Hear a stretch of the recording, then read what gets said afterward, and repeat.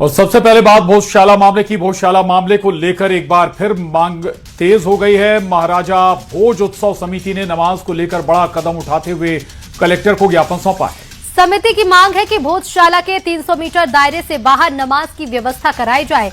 समिति का कहना है कि भोजशाला ऐतिहासिक और धार्मिक महत्व वाला स्थल है और इसलिए परिसर की गरिमा और व्यवस्था को ध्यान में रखते हुए नमाज स्थल को अन्य जगह स्थानांतरित किया जाना चाहिए। उधर नमाज को लेकर प्रशासन के साथ मुस्लिम पक्ष की बैठक हुई, जिसमें मुस्लिम पक्ष को नमाज के लिए 40 पीर दरगाह के पास वैकल्पिक व्यवस्था की गई है, लेकिन मुस्लिम पक्ष ने इसका विरोध किया है। मुस्लिम पक्ष ने भोजशाला के पास नमाज पढ़ने की जगह मांगी है। दरअसल पिछली सुनवाई में कोर्ट ने साफ कहा था कि नमाज भोजशाला के अंदर नहीं बल्कि बाहर होगी। कोर्ट ने अंतरिम आदेश में कहा था कि मुस्लिम पक्ष को नमाज के लिए अलग जगह दे। वहीं सुप्रीम कोर्ट ने एएसआई से कहा था कि भोजशाला परिसर में कोई ढांचागत बदलाव न करें। प्रशासन का कहना है कि कोर्ट के आदेश का पालन किया जाएगा। आदेश के मुताबिक मुस्लिम पक्ष के लिए नमाज की व्यवस्था की जाएगी।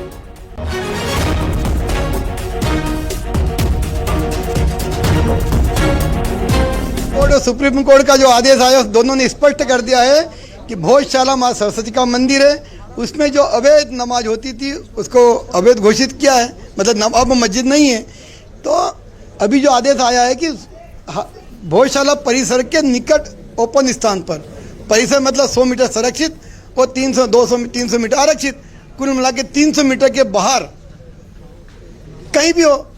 तो भाई 1935 में जो नमाज चालू हुई थी, प्रशासन ने उनकी बात रखी, हमसे कुछ सजेशन मांगा, हमने हमारी बात रखी। और चूंकि सर्वोच्च न्यायालय ने ऑर्डर में स्पष्ट शब्दों में लिखा है कि प्रीमाइसेस से सटी हुई जगह पर आप इनको नमाज की प्रैक्टिस के लिए मौका दीजिए, तो हम यहाँ इसीलिए, और उसमें एक लाइन में ये भी ऑर्डर में लिखा है कि चूंकि जो ये अंतरिम रहा थे इसका कोई भी असर मेन केस पर नहीं हुआ, इसलिए हम लोग हाजिर हुए थे कि ठीक है, कम से कम हमारी नमाज शुरू तो हो जाए, हमारी जगह पर शुरू हो जाए, जो अभी तक हमें नहीं पढ़ने दी जा रही है। लेकिन कहीं ना कहीं एडमिनिस्ट्रेशन ने हमारे साथ फिर से धोखाधड़ी की है और हमें 3 घंटे यहाँ 12:30 से 3 बजे तक बिठा रखा और 3 बजे बाद हमारे हाथ में एक लिखित में ऑर्डर दे दिया कि आपको 2 किलोमीटर दूर प्रीमाइसेस से लगभग 2 माननीय न्यायालय एक जो आदेश है आज अभी प्राप्त हुए हैं, जो आदेश अभी प्राप्त हुआ है तो एक बार अध्ययन करके और जो भी निर्देश हैं उन निर्देशों को इम्प्लीमेंटेशन कराने के लिए जो भी उपयुक्त स्थान होगा उस पर चिन्हांकित किया जाएगा। और इस संदर्भ में जो है जो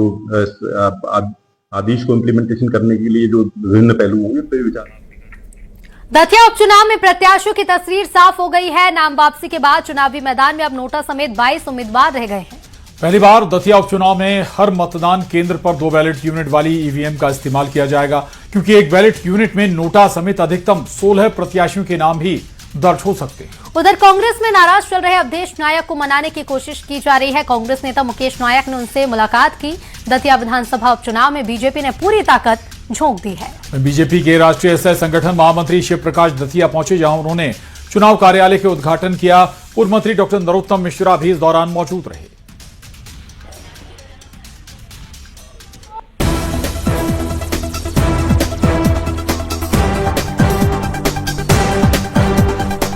दतिया उपचुनाव में प्रत्याशियों की तस्वीर अब साफ हो गई है। नाम वापसी के बाद चुनावी मैदान में नोटा समेत 22 उम्मीदवार रह गए हैं। प्रत्याशियों की लंबी लिस्ट के चलते इस बार चुनाव में ईवीएम भी बदली नजर आएगी। पहली बार दतिया उपचुनाव में हर मतदान केंद्र पर 2 बैलेट यूनिट वाली ईवीएम का इस्तेमाल किया जाएगा, क्योंकि एक बैलेट यूनिट में नोटा समेत अधिकतम 16 प्रत्याशियों के नाम ही दर्ज हो सकते हैं। नामांकन वापसी के बाद अब निर्वाचन विभाग चुनाव चिन्ह आवंटन और ईवीएम तैयार करने में जुट गया है। उधर कांग्रेस में नाराज चल रहे अवधेश नायक को मनाने की कोशिश की जा रही है। कांग्रेस नेता मुकेश नायक ने उनसे मुलाकात की। बताया जा रहा है कि बंद कमरे में काफी देर तक दोनों के बीच चर्चा हुई। अवधेश नायक को लेकर नेता प्रतिपक्ष उमंग सिंघार ने कहा वो उपचुनाव में टिकट के दावेदार थे। उमंग सिंघार ने कहा कि कांग्रेस में अवधेश नायक का भविष्य सुरक्षित है। अवधेश नायक को लालच दिया जा रहा है, उनको सोच समझकर फैसला लेना चाहिए। नायक जी कांग्रेस में रहे, उन्होंने टिकट की दावेदारी भी करी है और मैं समझता हूं कि गंभीर है, वो खुद ही सविवेक से निर्णय लेंगे। जो उनको प्रलोभन आ रहे हैं प्रलोभन से दूर रहेंगे, उनका भविष्य कांग्रेस में सुरक्षित है, ये मैं आपको विश्वास दिलाता हूँ। अवधेश नायक जी बहुत समझदार व्यक्ति हैं। उन्हें लगता है कि भारतीय जनता पार्टी ऐसी पार्टी है जिसका आने वाले समय में भविष्य है, फ्यूचर है। तो मैं समझता हूँ उनको निर्णय सोच समझ के सही वक्त पे कर लेना चाहिए। दतिया विधानसभा उपचुनाव में बीजेपी ने पूरी ताकत झोंक दी है।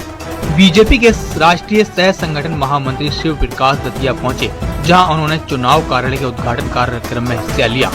उनके साथ प्रदेश के पूर्व गृह मंत्री डॉक्टर नरोत्तम मिश्रा भी मौजूद रहे। दतिया में लगातार बीजेपी के बड़े नेताओं की मौजूदगी ये साफ संकेत दे रही है कि इस बार पार्टी इस सीट पर कोई कसर छोड़ने के मूड में नहीं है। उधर कांग्रेस भी जोर शोर से तैयारी में जुटी हुई है। दतिया का उपचुनाव 2028 के चुनाव से पहले सेमीफाइनल के तौर पर भी देखा जा रहा है। Bureau report, news 18।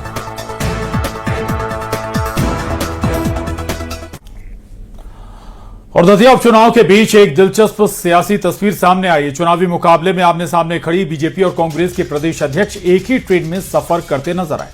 दतिया दौरे पर निकले दोनों नेताओं की ट्रेन में मुलाकात हुई, जहां चुनावी माहौल और राजनीतिक हालात को लेकर भी चर्चा हुई।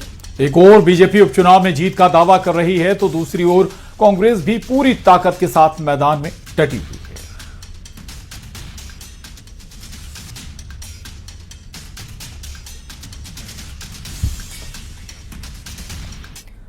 और राज्य मंत्री प्रतिमा बागरे को जाति प्रमाण पत्र मामले में क्लीन चिट मिल गई है। जांच समिति ने उनकी ओर से दिया गया एससी प्रमाण पत्र सही माना है। बताया जा रहा है कि दस्तावेजों की जांच में सभी रिकॉर्ड सही पाए गए। राजस्व और निर्वाचन रिकॉर्ड से इसकी पुष्टि हुई है और इस जांच के बाद से जाति को लेकर उनके ऊपर जो आरोप लगाए जा रहे थे वो सब खारिज हो गए हैं। वहीं जांच समिति ने अपनी रिपोर्ट सरकार को सौंप दी है। उधर कांग्रेस ने प्रेस कॉन्फ्रेंस कर एक बार फिर से आरोप लगाए हैं कि प्रतिमा बागरी की जाति एससी नहीं है। कांग्रेस के अनुसूचित जाति विभाग अध्यक्ष प्रदीप अहिरवार ने कहा कि दबाव में छानबीन समिति ने क्लीन चिट दी है।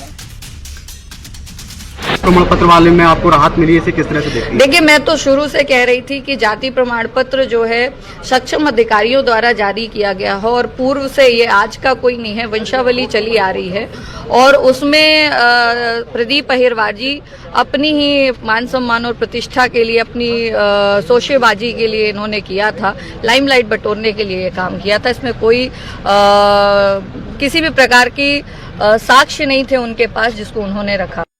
दो बागरी जाति है, एक बागरी अनुसूचित जाति की बागरी जाति और एक राजपूत समाज की बागरी जाति है।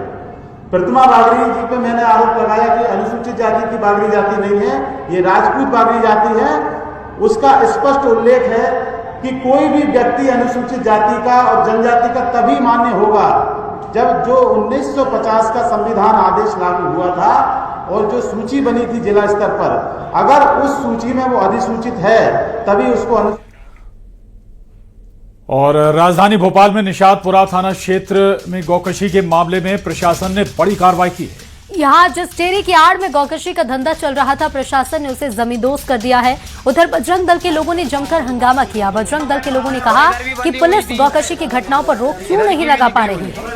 आपको बता दें, निशातपुरा थाना क्षेत्र में डेयरी की आड़ में गौकशी का मामला सामने आया था। गौमांस और जिंदा गायें मिलने के बाद मौके पर बजरंग दल और हिंदू संगठनों के कार्यकर्ताओं ने जमकर हंगामा किया। मौके से गाय का मांस और 6 जिंदा गाय बरामद की गई हैं। हिंदू संगठनों ने आरोपी अजीज और आसिफ को मौके पर ही पकड़कर पुलिस के हवाले कर दिया।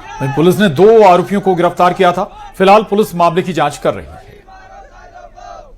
निशातपुरा थाना क्षेत्र में जिस जगह पर दूध डेयरी की आड़ में गाय काटी जा रही थी, वहां पर अब जिला प्रशासन की कार्रवाई शुरू हो गई है और जिस स्थल पर गाय काटी गई थी, जहां पर गाय मिली हुई थी, वहां पर जिला प्रशासन ने बुलडोजर से और जेसीबी से तोड़ने की कार्रवाई शुरू कर दी है।